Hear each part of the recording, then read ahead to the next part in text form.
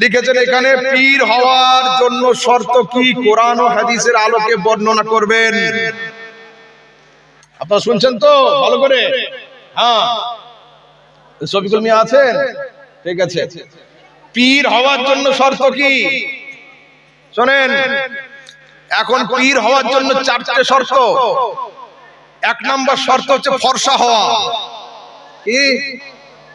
পীর হওয়ার জন্য প্রথম শর্ত হচ্ছে ফর্সা চকচকে হওয়া। দ্বিতীয় নম্বর শর্ত হচ্ছে টাকা পয়সা থাকা। তৃতীয় নম্বর শর্ত হচ্ছে একটা গাড়ি থাকা। আর চতুর্থ নম্বর শর্ত হচ্ছে জবরদস্ত অহংকার থাকা। এই চারটে থাকলেই কিন্তু পীর হয়ে যাবে। হ্যাঁ, যেটা বাস্তব দেখছি আমি সেটাই বয়ান করছি। তরকারির থেকে হাঁড়ির থেকে চামচ গরম হয়ে যায় বেশি, দেখেছেন তো? খুব তাড়াতাড়ি কিন্তু গরম হয়। এখন পীরেদের থেকে পীরেদের সঙ্গে যে চামচাগুলো থাকে এইগুলো গরম হয় বেশি। যখনই পীর সাহেব আসে ধাক্কা ধাক্কি শুরু করে দেয়, হট यहाँ से, हट यहाँ से, हट यहाँ से, अभी हजरत आराम फरमा रहे हैं, अभी ये फरमा रहे हैं, वो फरमा रहे हैं।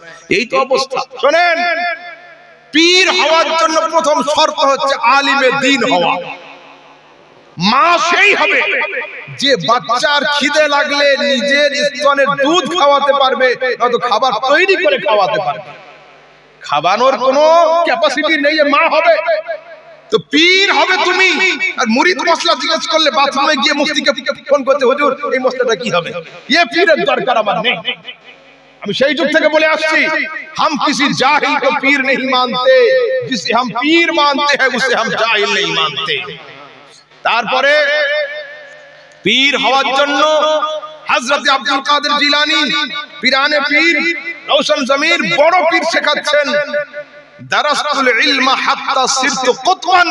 আমি আব্দুল কাদের ইলম অর্জন করেছি, আল্লাহ আমাকে যুগের কুতুব বানিয়ে দিয়েছেন।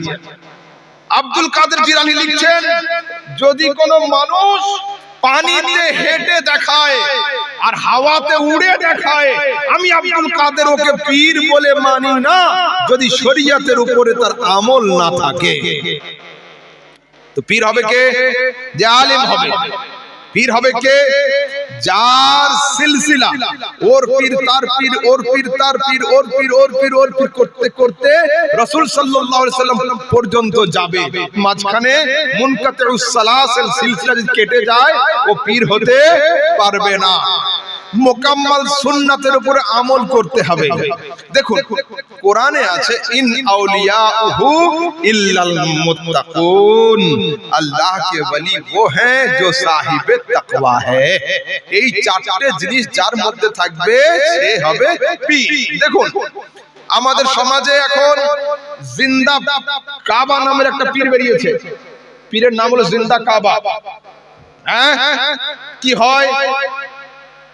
পীর সাহেব থাকে চেয়ারে বসে, হলো মুরিদরা তওয়াফ করছে, লাব্বাইক আল্লাহুম্মা লাব্বাইক, লাব্বাইক লা শারীকা লাক লাব্বাইক, ইন্নাল হামদা ওয়ান নি'মাতা লাক ওয়াল মুলকু লা শারীকা লাক। একমাত্র কাবা ঘর ছাড়া দ্বিতীয় কোনো ঘরে তাওয়াফ করা চলবে না। যদি কোনো জিন্দা পীর নিজেকে তাওয়াফ করায়, ওকে পীর মানাও হারাম, ওর হাতে মুরিদ হওয়া হারাম। তারপরে সেজদা কার জন্য হয়?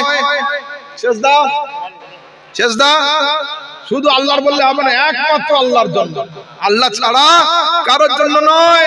এখন দেখছি মাজারেও সেজদা হচ্ছে, পীরের পায়েও সেজদা হচ্ছে, আর নামাজের পরে পীরের নামে ফিরে একটা করে সেজদা এক্সট্রা করে দিচ্ছে। খবরদার নয়, সেজদা একমাত্র আল্লাহর জন্য হবে। আল্লাহ ব্যতীত কাউকে যদি সেজদা করা হয়, যদি আল্লাহ মনে করে সেজদা করে, সেজদাকারী কাফের হয়ে যাবে। আর যদি ওর সম্মানের জন্য করে তো ও ফাঁসিকে মওলিন হয়ে যাবে। যতক্ষণ এলানিয়া তওবা না করবে ও গুনাহগার হয়ে থাকবে, গুনাহে কবিরা করলো। যদি কোনো জিন্দা পীর নিজেকে সেজদা করায়, ওকে পীর মানাও হারাম, ওর হাতে মুরিদ হওয়া হারাম, চলবে না।